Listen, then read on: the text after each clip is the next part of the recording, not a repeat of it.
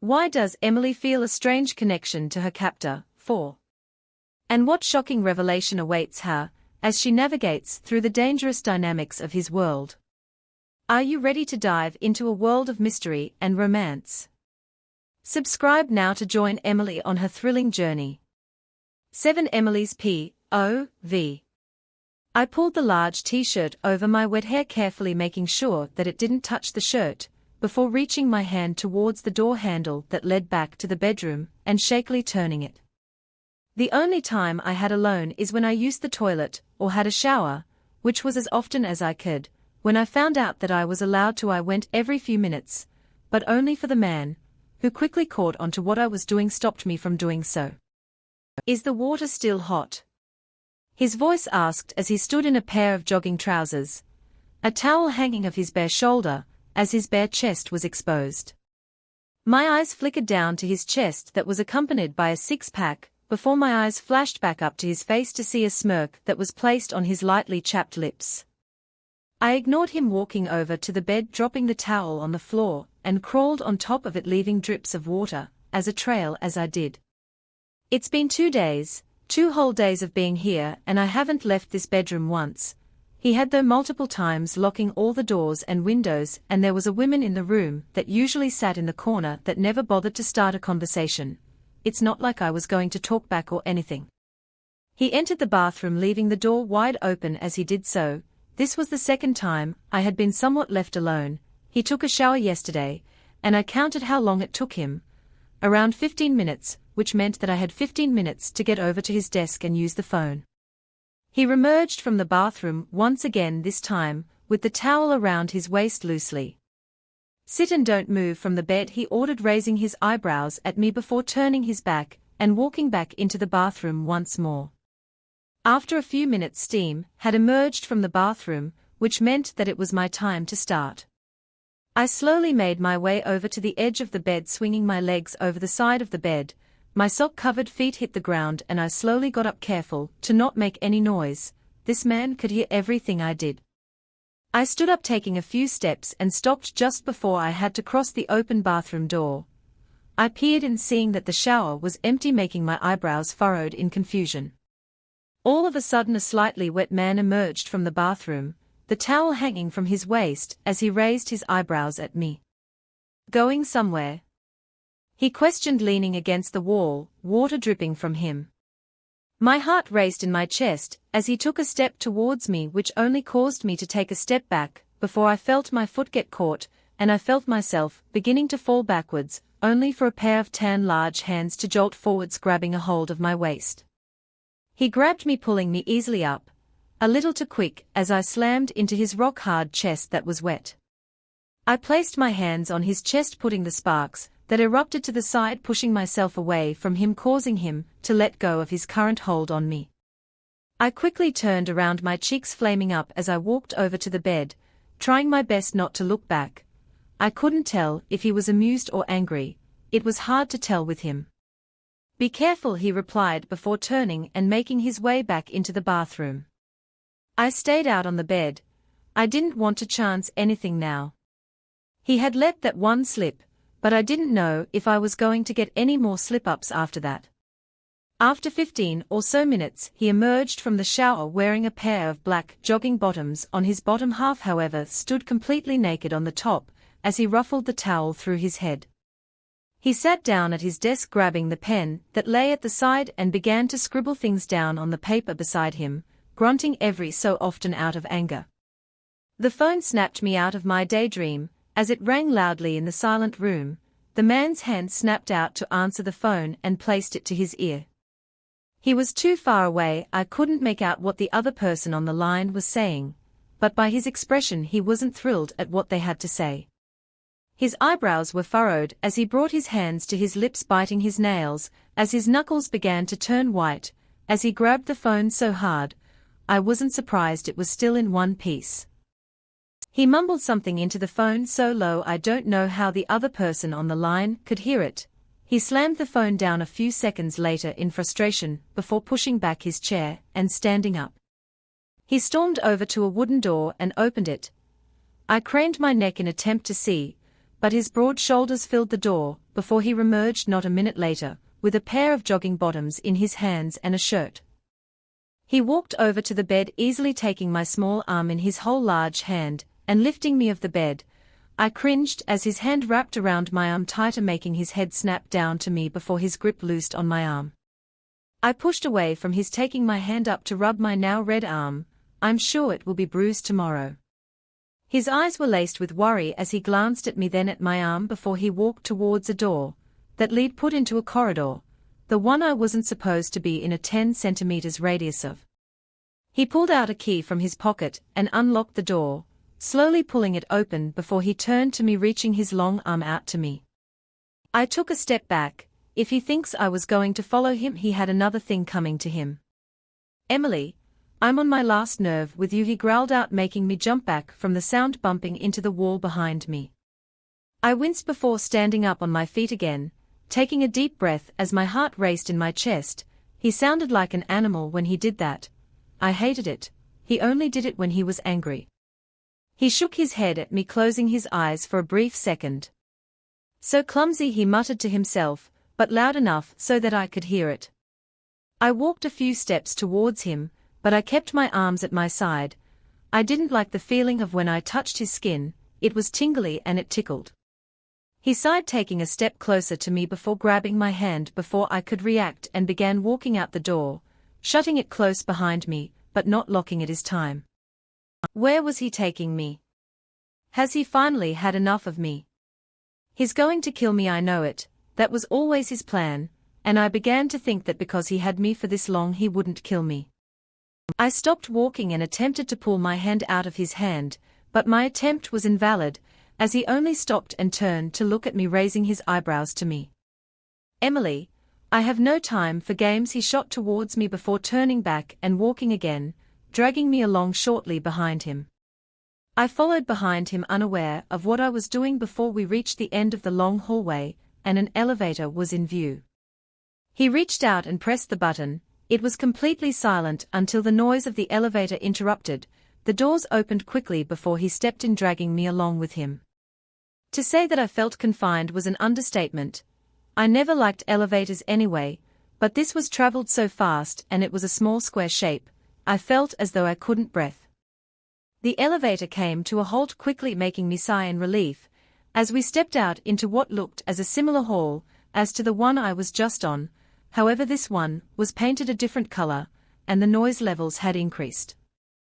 His grip on me had tightened as we walked down the long hallway. I heard shouting and screaming in the distance and attempted to stand on my tippy toes to see out the tall window, but his shoulder blocked me from doing so. That and the windows were too high from my reach. A few people passed us on our travels, bowing their heads at the man doing so. Some of them didn't even look at me, where some would just stare at me. He came to a halt at a door before he reached his hand up, knocking hard onto it.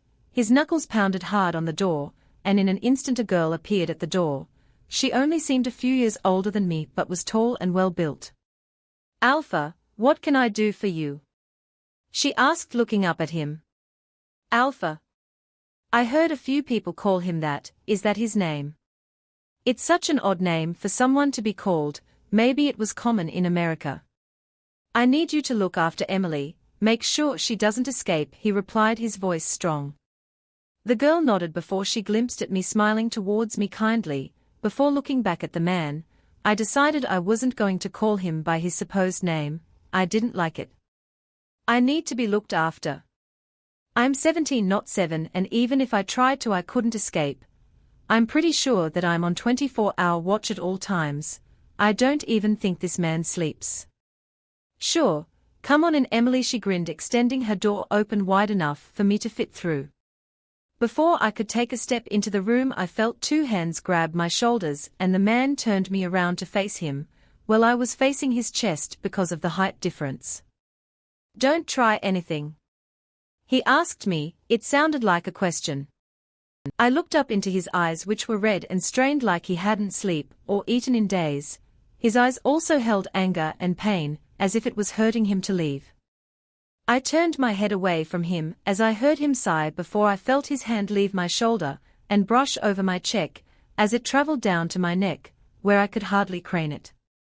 His eyebrows furrowed in confusion, as his thumb trailed over the sore spot only for me to reach up and grab his hand, pushing it of my skin.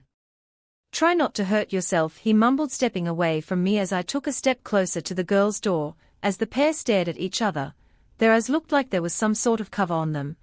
As they both stared into space, however, their eyes connected as they looked as if they were trying to communicate with each other.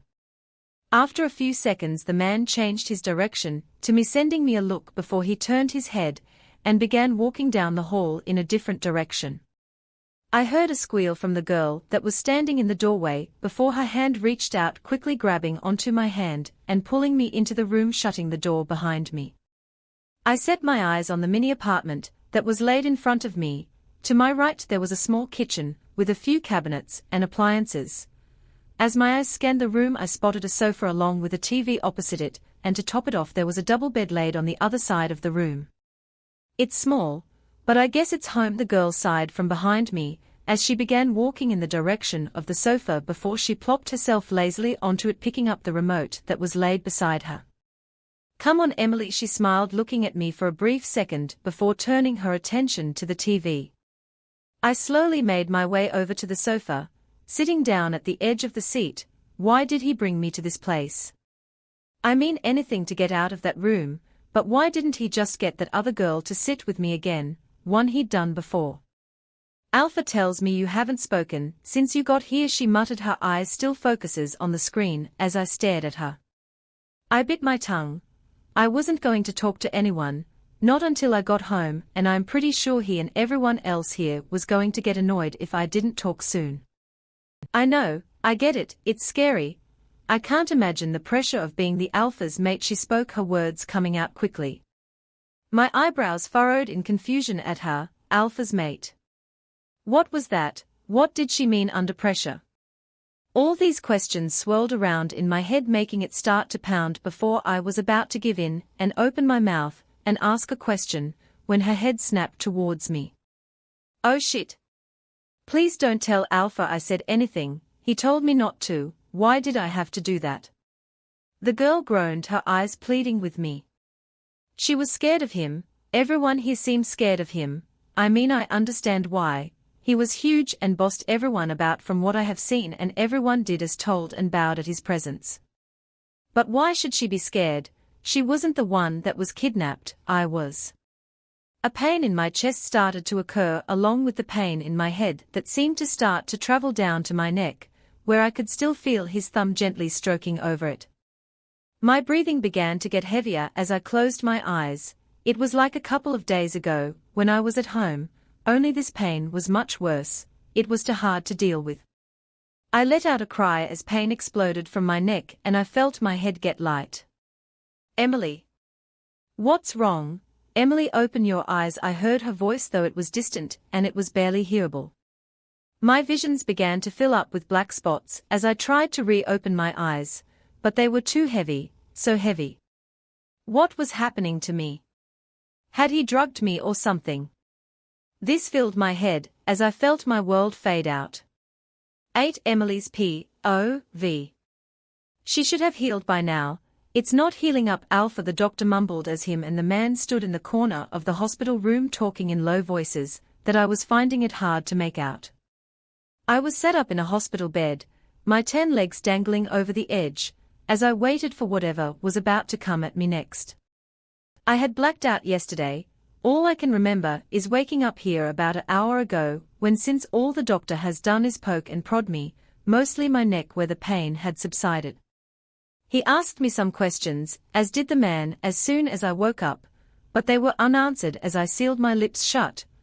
I could tell they were starting to get frustrated with me when the doctor pulled the man into the corner of the room around 5 minutes ago. "She's weak. Has she eat or drank anything?"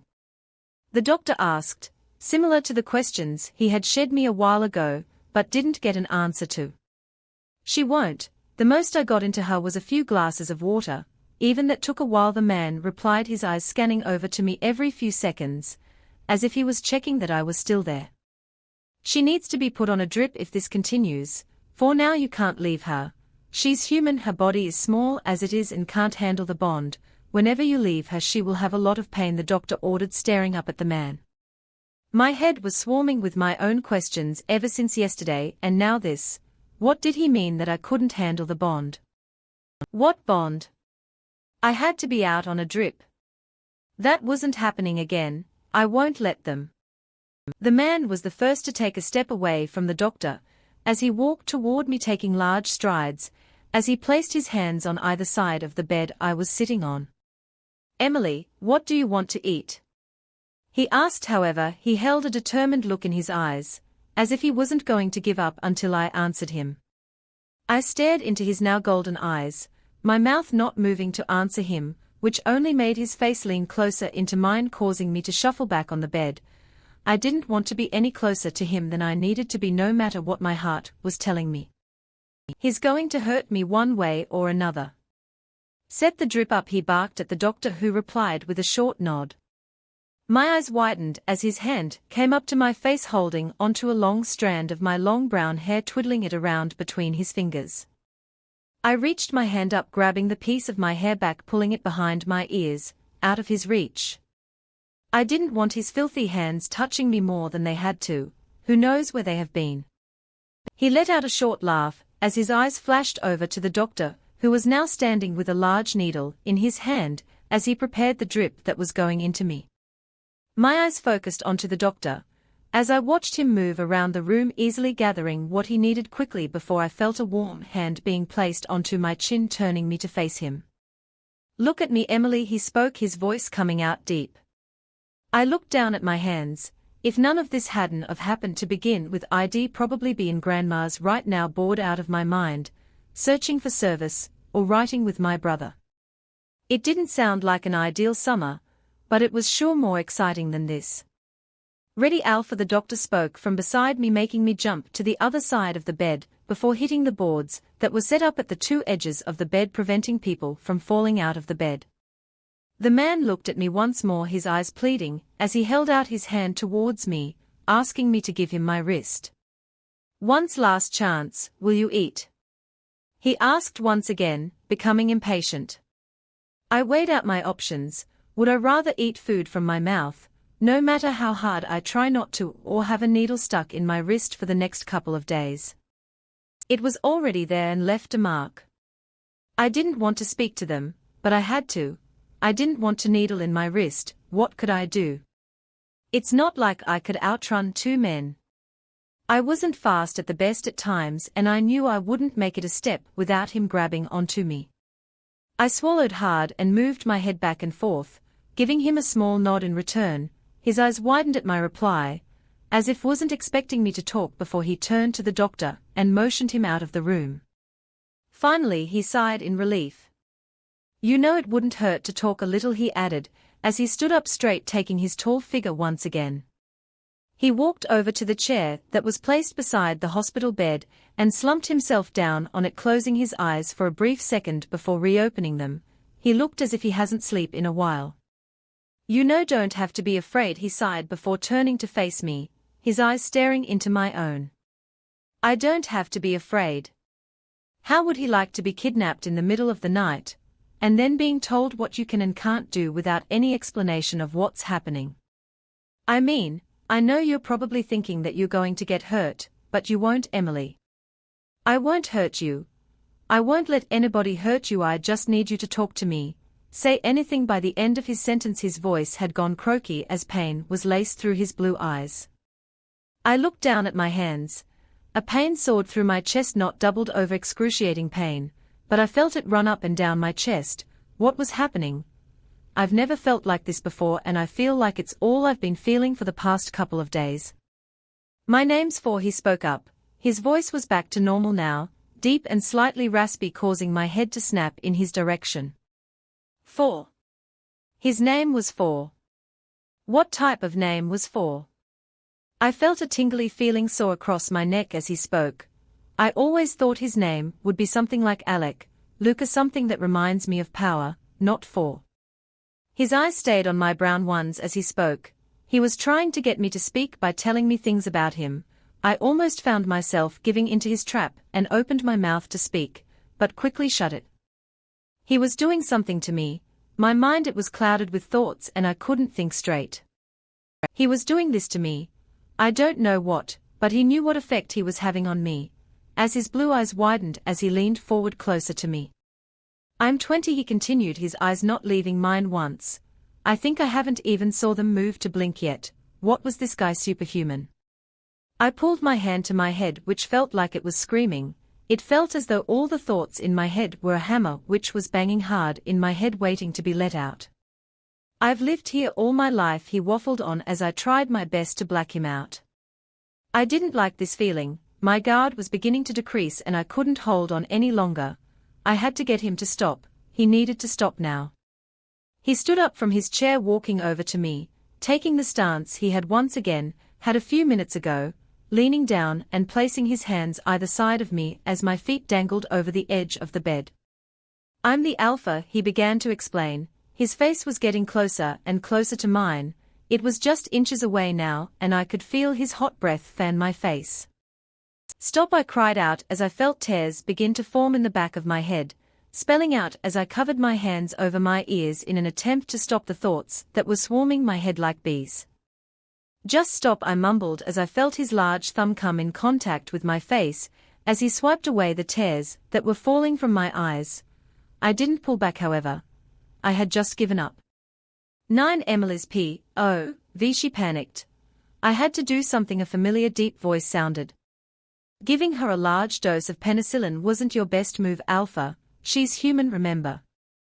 A robotic-like voice replied, the voice sounding agitated. A loud growl erupted from only a few feet away from me. The growl radiated throughout. I could feel the floor shaking. I felt my eyes flutter open as my eyes roamed around the room trying to find the source of the noise. My head was pounding against my skull, so hard it only made the growl seem louder.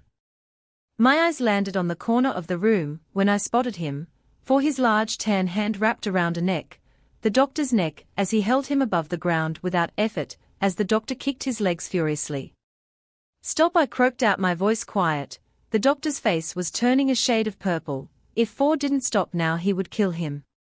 Immediately Four's face snapped towards me, his eyes widening, as his grip loosened on the doctor's neck, and let go, as the doctor fell to the ground in a crumple. He walked towards me, taking long strides until he stopped at the bed. His eyes was golden shining in the dim room, before he reached his long tan hand out and placed it on my forehead. I pushed my head away from his hand, ignoring the sparks that erupted. If he was so easily able to do that to the doctor, who was also well built, why wouldn't he do it to me? "I'm sorry," his deep voice broke the silence.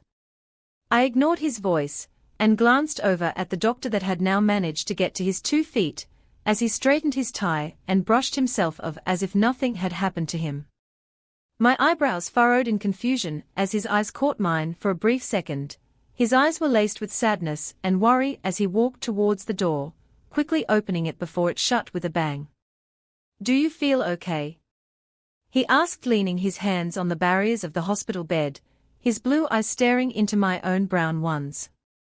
"Do I feel okay?" He actually is asking me if I'm okay. Did he care if I was okay when he snatched me out of my bedroom in the middle of the night? Did he care if I was okay when he refuses to tell me what's going on, why I am here? "You almost killed him," I mumbled, taking my eyes off his, staring at the white sheets that covered half of my body. "I wasn't going to kill him. He overstepped his boundaries. He needed to know his place," his voice loud and stern. My eyebrows furrowed in confusion. Overstepped his boundaries. Even so, almost choking him to death doesn't justify his actions. What did this man even want with me? What if I ever overstepped my boundaries? Would he do the same to me? "Listen, Emily, you don't ask questions. I'll be nice, but trust me, don't you dare think you can speak to me like that for 1 minute, even if you are a human." His voice rose as his face leant down closer towards my own. I swallowed hard. Even if I was a human. Was this guy immortal or something? Because I'm pretty aware that there is only such things as humans in this world. This guy must be delusional. "Now you need your rest. The doctor will be back soon to check up on you," he spoke before returning to his full height and taking a few steps over to a chair that was close to the bed and pulling himself down into it. I turned my gaze away from his onto the white wall in front of me. "Rest," How could I possibly rest when the guy next to me could possibly choke me to death in my sleep? She should be fine now to go, bring her back in a few days for a checkup, and if she starts to panic again, don't give her penicillin, the doctor explained, looking towards the man, who stood next to the bed with his arms crossed staring down at the doctor. I swung my legs back and forth slowly of the edge of the bed. It had been a couple of hours since the doctor had been here last. The man, never left his position on the chair once. I keep my gaze on the white wall in front of me. My eyes were beginning to grow tired, but I never shut them once. I was scared to blink in case something set him off. Nodded before his gaze shifted to me. His eyes softened slightly as he walked towards me. I pushed myself off the edge of the high hospital bed and landed my shaky sock-covered feet on the floor, but only for a second before I felt large hands wrap around the sides of my waist and pull my back into the position on the hospital bed. I wanted to pry the hands of me. I didn't like the tingly feeling it provided. Plus I didn't like the fact that they were his hands, His hands felt so careful and gentle against my waist compared to a few hours ago wrapped around tightly another man's neck. I felt myself shudder even think about it before his warm hands I could feel through the thin layer that the t-shirt left my waist. They were soon replaced around my back and under my knees as he easily hoisted me up from the bed. I opened my mouth to object. I didn't want him touching me, if his hands so easily wrapped around that man's neck, where else have they been? His blue eyes stared down at my own, as he raised his eyebrows, as if he was challenging me to object to him. I closed my mouth, his voice from earlier repeated over and over again in my head. Listen, Emily, you don't ask questions. I'll be nice, but trust me, don't you dare think you can speak to me like that for 1 minute, even if you are a human. He took steps towards the door, before taking one hand that was wrapped around my back, and opened the door, stepping out of it before shutting it behind him. He took a right, taking long strides down the corridor. We passed multiple black doors. The hall walls were covered with paintings of darkness, wolves and forests. What does this man do with his spare time? Is he a hunter that hunts wolves? I found myself staring at the paintings until we reached a familiar black door. It was his room. His boot-covered feet stopped before he once again reached his long tan out and pulled open the door, before he stepped into the dimly lit room. He took a few strides towards the bed in the corner of the room before gently placing me on it. I could barely make out where I was. I could only see his shadow, as the only light source was from a small lamp that was placed on his wooden desk at the other end of the room. I heard a click and I squinted my eyes to try and figure out what he was doing. He had locked the door. I crawled up to the top of the bed, pulling my knees up to my chest. I didn't want to be near him. I felt a pang in my chest causing me to suck in deeply, as my hand flew up to the pains that had begun to erupt from my chest. He was doing this to me. He was the one that was causing this pain. I felt the bed dip down slightly and I controlled my breath. If he knew that I was in pain, I would be back in that hospital room, back to square one. The pain subsided slightly until another one struck. This time only it felt like 2 times harder. I closed my eyes tight and let out a low groan. Barely audible, but as soon as the sound left my lips, I felt his hands on me. I attempted to push myself away from him as I felt his hot breath fan over my face, but my attempts didn't work out as the pain in my chest returned harder. I gasped. I felt like I couldn't breathe. Emily. What's wrong? Emily spoke, his voice coming out rushed and panicked, as I felt his hands come in contact with my cheeks, holding them tight, as I squinted my eyes in attempt to figure out where he was. I felt his hot hand leave my cheek before it collided with my hand that I had placed in my chest. His strong hand pried my own from my chest before he placed it on top. Immediately the pain subsided and I felt myself take a breath of relief. I don't know what is happening to me. Why can he only take the pain away? I heard him sigh in relief before he moved slightly, pulling me on top of him, his hand never leaving my chest as he wrapped a strong arm around my neck, his hand reaching up to wipe my wet cheeks. It's okay, he said before I felt him push my hair back out of my face, tucking it behind my ear. I didn't move, I lay still, each muscle in my body clenching, as his strong arms wrapped around me. I couldn't move, I felt like I was frozen in one spot. This is going to be a long night. 10. Emily's POV. I need to train the wolves at 4. I've missed enough sessions, but I can't leave her alone yet. She's not healed. 4's voice broke through the silence of the room. My eyes snapped to the other side of the room, where he was standing, a phone pressed against his ear, as he stood facing the wall.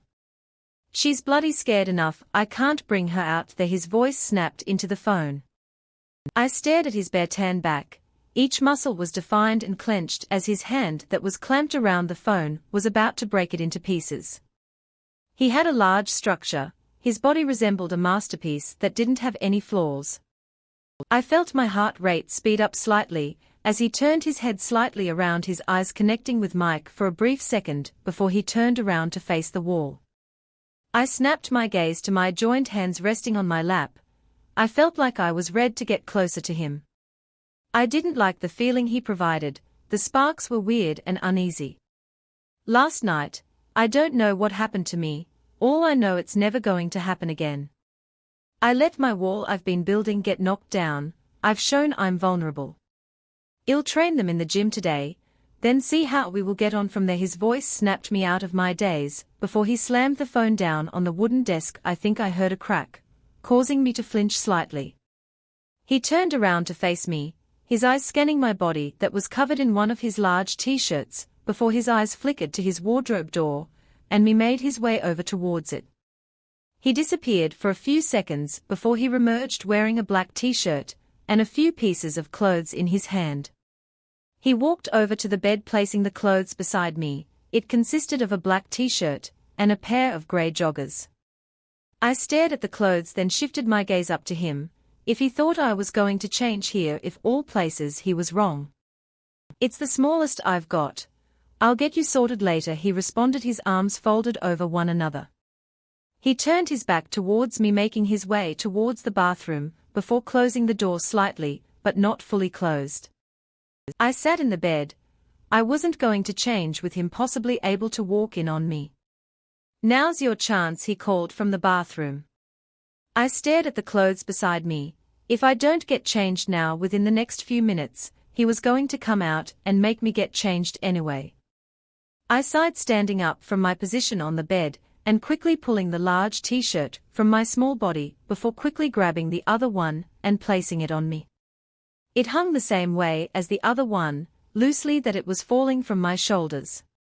I quickly pulled on the jogging bottoms only for them to fall straight back down once they were up. I sighed as 4 emerged from the bathroom, and my hands shot down to pull the hem of the jogging bottoms up. He raised his eyebrow at me, the sides of his mouth turning up, before he took a few steps towards me, reaching his hands out and grabbing the strings that were connected to the trousers. He pulled them tightly in an attempt to make them stay attached to my waist, which turned out to be working, as the second time they didn't fall. His eyes trailed up to meet my own, as his hands snaked around my waist. I quickly pushed my hands on top of his, pushing them off. I didn't want him to touch me. A flicker of gold passed through his eyes, his hands only clamped on tighter to my waist as he pulled me against him.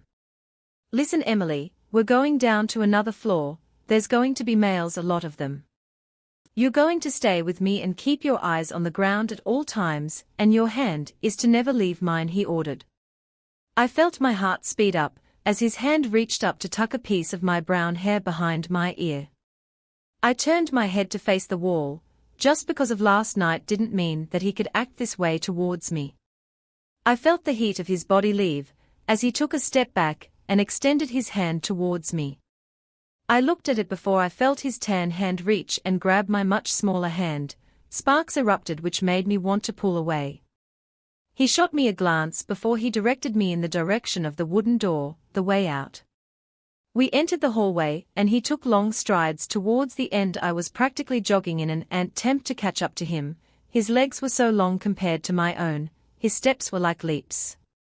His hand reached out and pressed the elevator button, his right hand wrapped around mine, tightly so that my hand wasn't able to slip through his grasp. He stepped into the elevator, me following behind him, before his hand reached out and pressed the number 2. Is this when he finally decided to get rid of me? Is this when he was actually going to kill me for real this time? Remember what I told you? His deep voice snapped me out of my daze, causing me to look up at him only to find he was staring straight ahead, his jaw clenched. The elevator came to a halt before he rushed out of it quickly, his hand squeezed tighter onto mine, as if it was a clamp that was physically clamped there. I attempted to pull my now sore hand back, but he responded by flashing a glance in my direction, his eyes showing flickers of gold. However, his grip loosened slightly, not enough for my hand to slip out, but enough for my hand now to hurt. He stopped in front of a clear door before reaching his long fingers and punching IA code in order to get into the room. I peered through the door slightly to see a large room filled with gym equipment. Treadmills, weights, punching bags, pulling machines and cycling machines filled the room, along with what seemed like dozens of men. My eyes widened before we entered the room, causing the noise to become silent, as all the men's eyes meet Four's and their heads slightly bowed down. My eyes scanned the men that were currently standing in the room.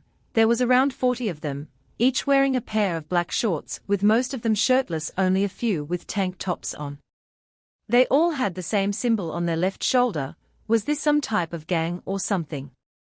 Get warmed up, was staring in 10-4's voice cut through the silence of the room. The men nodded their head and proceeded to do what they were told in silence. It shocked me, the change of tone in 4's voice. I thought he was being cold in the elevator. His voice came out as cold as ice. I felt my arm being tugged in a direction, causing my head to snap up to 4's, only for him to be already walking me over to other side of the room.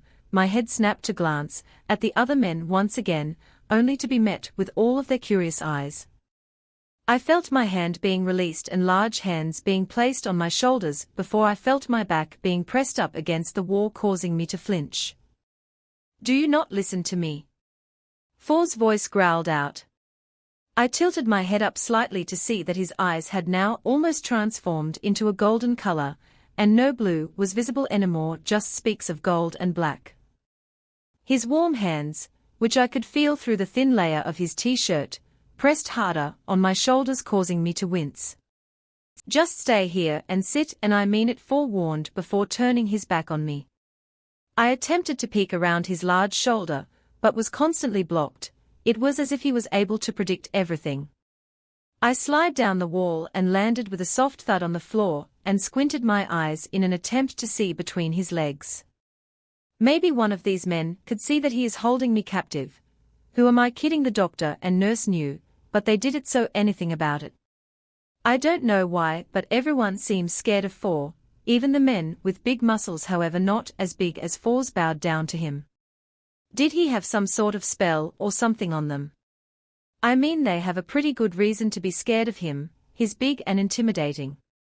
But I'm sure if all of them rebelled against him, they could win. I moved my head slightly to the side, peeking out to see that the men were using the different equipment. Men were pulling weights that looked pled, as if they weighed double the amount of the people lifting them. What were these guys made of? Some steel or robotic material. One of the men closest to me caught my eye. He was one of the larger men in the room. He was on the ground doing push-ups. He had been doing them for a few minutes now, and it didn't seem like it affected him. There was no sweat building up or nothing. In the middle, 4's voice ordered loud and cold, as he shifted his footing, causing me to flick back. All the men immediately dropped what they were doing, making their way up to 4, leaving a small gap, and forming a semicircle around them. First cardio, and later we will go out to the forest. 1,000 push-ups, every single one of you now. 4's voice sounded like a knife cutting through butter. My eyes traveled among the group of men, who instantly dropped to the ground doing what they were told. The same man from the push-ups caught my eye once again, as his eyes were a shade of brown. He looked familiar, I don't know why. But I've seen him before. I heard 4 clear his throat, causing me to turn my head and look at him to find that he was looking straight at me. His golden eyes stared at my brown ones, squinting before he snapped his gaze over the crowd of men and took a step away from me. I watched his large body take long strides through the men, who continued doing push-ups, their eyes fixed on the ground, not meeting his eyes, before he stopped, his boots banging loudly of the ground. Kent, his voice claimed before his hand reached down and grabbed the man's neck, pulling him to his feet, with no struggle. The man groaned out, his hand reaching up to grab Fours, but his attempts didn't work. My eyes widened, however. The rest of the men in the room continued doing their push-ups, their eyes apart from a few, not traveling up to witness the scene that was being played out in front of them. The man, who I felt like I knew, was now pressed against the wall for some unknown reason. His brown eyes now traced with fear meet with mine once again, causing Four to release him against the wall before slamming him into it once again, causing me to flinch and let out a gasp. "Do you like looking at my mate?" Four growled out, his face becoming closer to the man's I now knew as Kent. It felt as if the doctor scene was playing out once again, however this time, I didn't think it was stopping. "What's a mate? What did Kent do to his mate? Who was his mate?" Kent swallowed hard, his face turning a shade of blue as Four's grips tightened around his neck, his knuckle beginning to turn white. "No, Alpha," Kent's voice struggled out, his voice becoming raspy. My eyes widened as I felt hard beating in my chest. If I didn't intervene, he wouldn't stop choking him, but if I did, it could possibly be me in that wall now. Questions swarmed around in my head, trying to comprehend the situation. What was an alpha? Why did everyone here call Four Alpha?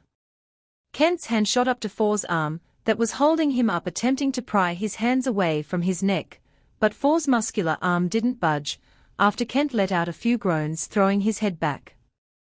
If he didn't stop now, it wasn't going to end like the doctor one. "Stop it," I mumbled out, quiet, the words coming out before I could rethink what I had just done, but it came out loud compared to the almost silent room, the only noise from the heavily panting Kent that was pinned up against the wall.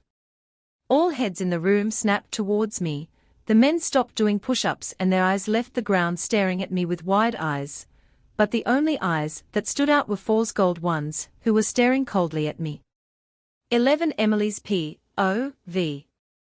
His grip loosened on the man's neck until it had unwrapped completely and the man had fallen to the ground, his hands reaching up to his own neck as he breathed heavily.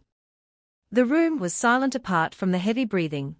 I could feel eyes burning into the side of my head, but my eyes were focused on a pair of gold ones that were staring through me. His boot-covered feet loudly stomped on the ground as he began taking long strides towards me. Why did I have to open my mouth? I didn't know that boy, he's probably just like Four, a kidnapper.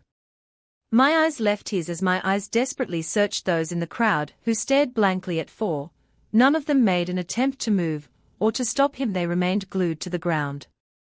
I felt his large warm hand grip onto my arm tightly, causing my head to snap up towards his.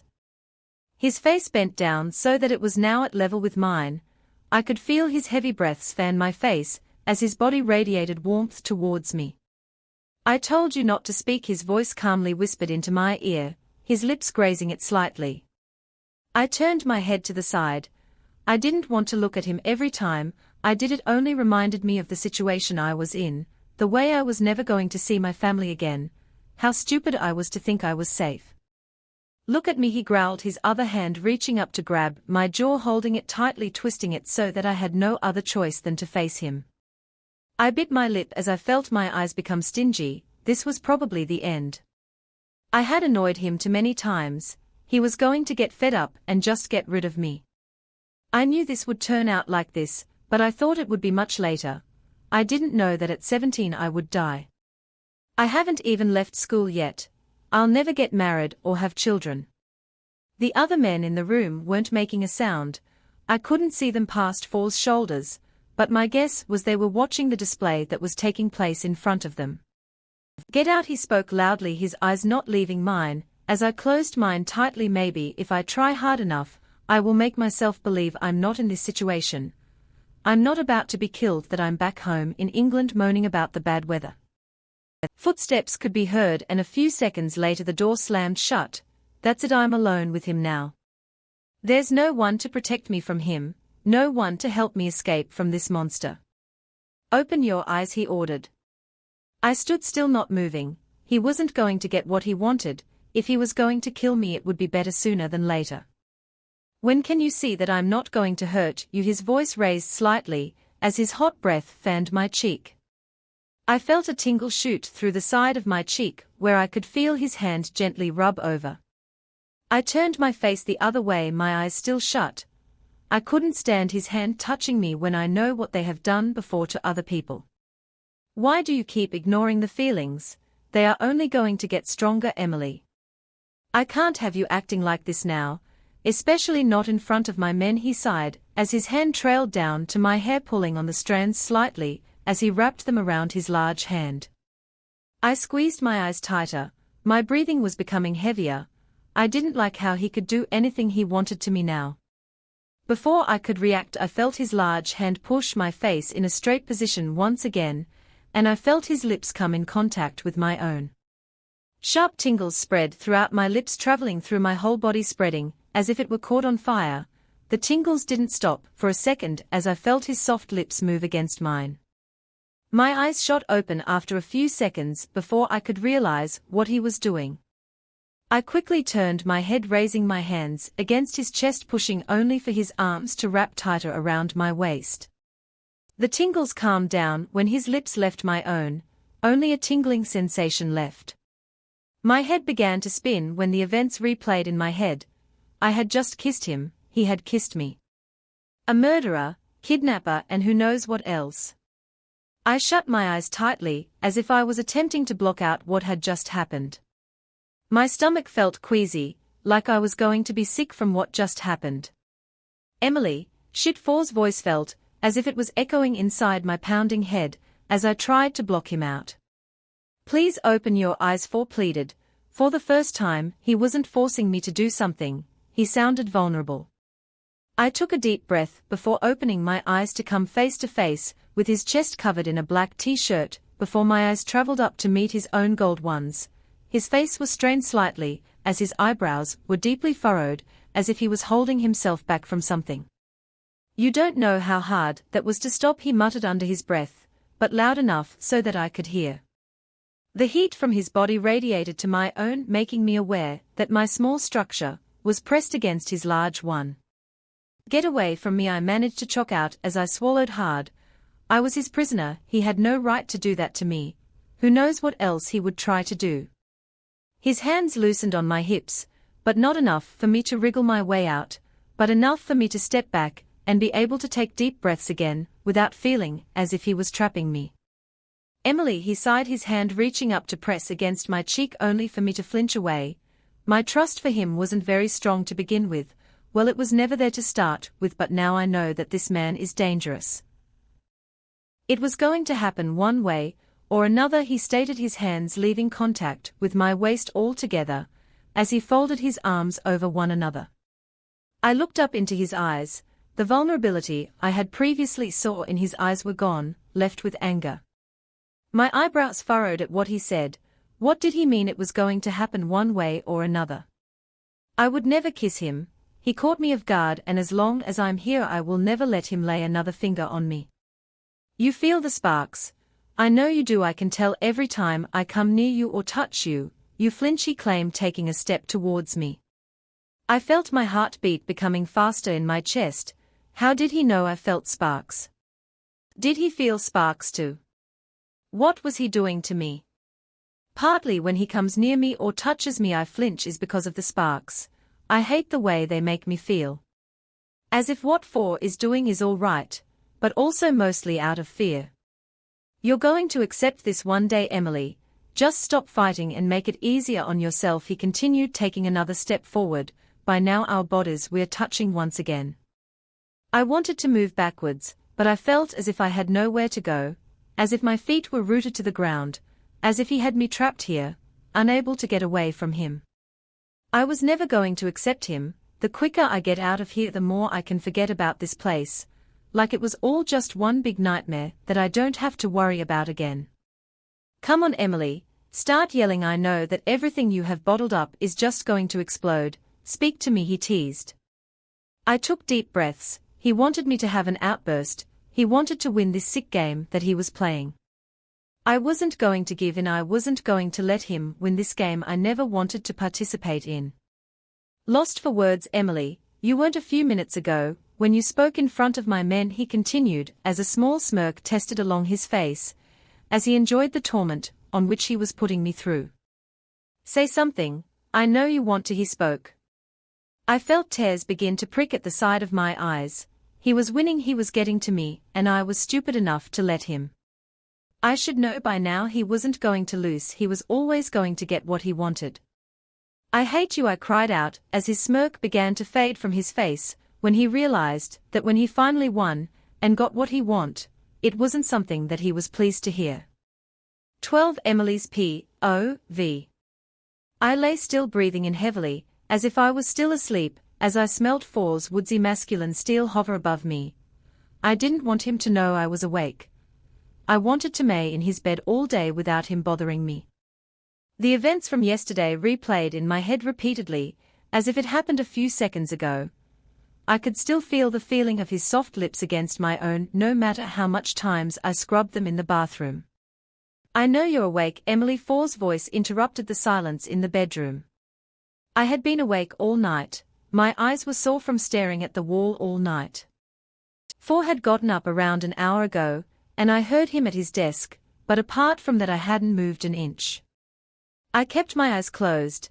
I had hoped that somehow he would realize I didn't want to get up and would leave me alone, but it was evil controlling Four. He was never going to leave me alone. Emily, I don't mind dragging you out of bed, but don't test my patience. I can only be nice for so long, he sighed. His voice sounded strained yet stern, as if he was about to give up fighting with me. I opened my eyes slightly, blinking to readjust to the bright light that was now provided to see that Four was a little taller than eye level, as he was bent down on his honkers. I pushed myself into a sitting position, edging away from the edge of the bed slightly, as if I was trying to create as much space between us as possible. I shivered slightly as the cold air hit my bare arms. The rooms I am in are always cold, it's as if there is no heating. But it doesn't seem to affect Four. He's always shirtless and wearing boxers, yet his body still radiates heat. Come on, Four sighed, returning to a standing position, and taking his full height once again, towering over me, as he held out his long tan hand. I looked at his hand. I wasn't going to touch it. Even being near him made me feel sick, as if I was going to scrub myself in bleach to get the tingly feeling sensation away. I swung my feet over the edge of the bed, and pulled myself to a standing position. My whole body felt exhausted. I hadn't been sleeping much since I got here, and it was taking a toll on me. I ignored Four's outstretched hand, urging him to shake his head at me, clenching his jaw slightly before making his way over to his wardrobe, re-emerging a few seconds later holding out a cotton jumper for me. Put this on, he ordered, as he held the jumper in his tan fingers. I stared at the jumper. I had only a thin t-shirt belonging to him on, along with a pair of boxers. If I didn't take this jumper I would freeze. I'm not going to tell you again, he sighed in frustration, taking a step towards me. I reached out my hand, taking a hold of the large jumper, before pulling it over my head, letting it fall down to my knees. I breathed in, crinkling my nose at the masculine wood smell that radiated of the jumper. It smelled of Four. Four made his way to the door that led into the hallway. Every time I have walked through that door and left this room, I always end up doing something wrong. I slowly followed behind him, keeping a distance between us, as he held open the bedroom door, entering the long hallway. The hallway was lit up by chandeliers that was placed every so often on the wall. Four began taking long strides down the hall before he stopped at a wooden door. He opened it, looking around at me, raising his eyebrows as I quickly caught up to him. The last time I was in this hallway by myself is when I was looking for a way out of here. I entered the room behind Four, his massive shoulders blocking my view from anything before he stepped to the side, and my eyes scanned around the room to see a large white kitchen. It was littered with cupboards, fridges, dishes pulled up in the sink, and to the right a large dining table with several chairs lined up. My eyes scanned the room, landing on the light source. A wall that was replaced with a massive window covered an entire wall in the kitchen, letting natural light stream in. I passed Four, who had already made his way over to the kitchen, and made my way over to the window, This is the first time I have felt like I've been outside in days. My eyes scanned over the endless trees. It was a forest surrounding me. Emily, he called from the other side of the room, causing me to snap my head around in his direction. He stood covered in a hoodie along with a pair of basketball shorts behind the bench. If you were to see him on the street, you would think he was a normal guy in his 20s, going on nights out, partying, what normal guys that age do. No, he was made up of pure evilness. He tortured people for his own fun, kidnapped girls without a second thought. I felt bubbles in my chest as I stared at him, furrowing my eyebrows at him. I've never felt this much hate for one person. Even when my older brother Kyle destroyed my doll when I was 7, I remember not talking to him for a day or so until he had gotten me a new one. I turned my gaze around to the window again, gazing over the trees, watching as they moved with the wind. I had to hold myself back. I knew I would say something that I would regret. Don't ignore me, he snapped, his voice becoming closer to where I was standing as I heard his footsteps become closer. I turned my body around to see that he was now only a few steps away from me. His face had now turned from a tan color to a red color. He was angry, but I wasn't surprised. When is he never angry? Stop it, I spat at him, taking a step backwards, letting my back hit against the cool glass behind me. Stop what? Emily, he questioned, his voice one considerably stern and louder, as he stood steps closer to me but got cut off. Don't say that. Don't say my name. I can't stand being near you. You make me sick, I exclaimed, covering my face with my hands. You don't mean that. I know you don't, he laughed. He was laughing at me. He thought this was some sort of a twisted, sick, weird joke. I pulled my hands from my face to find him leaning against the dining room table, his position slumping over slightly, his hood shielding me from looking into his eyes. You don't hate me, you only think you do. You hate what you thought I did, he continued, his laugh dying out. I hate what I thought he did. He kidnapped me and I couldn't stand the sight of him because of it. You kidnapped me. How could I not hate you, I mumbled, earning a chuckle from 4. His laugh could have drifted me off to sleep. I hated it. I didn't kidnap you, 4 chuckled, his chest bouncing up and down, as his bright smile looked at my face, falling when he saw that I was serious. Do you take girls from their bedroom windows all the time then? Because the last time I checked, taking a girl from her window was against the law, I stated. He wasn't taking me seriously. He thought all of this was a joke, that ruining my life was just one big joke. I hated him. I do if she's mine, and I wouldn't have to come to your bedroom window if you didn't run away. Did you think for a second that you had got away from me? If I had have wanted to catch you in the forest, I would have. I wanted to see how things panned out, he replied. Get used to it. This is all you're going to be seeing for your future, he continued, turning his back around and heading towards the kitchen. This was it. He was right. I was never getting out of here. I will be stuck here no matter if I try to run away. If you're craving more of Emily's adventure, don't forget to hit subscribe and ring that notification bell.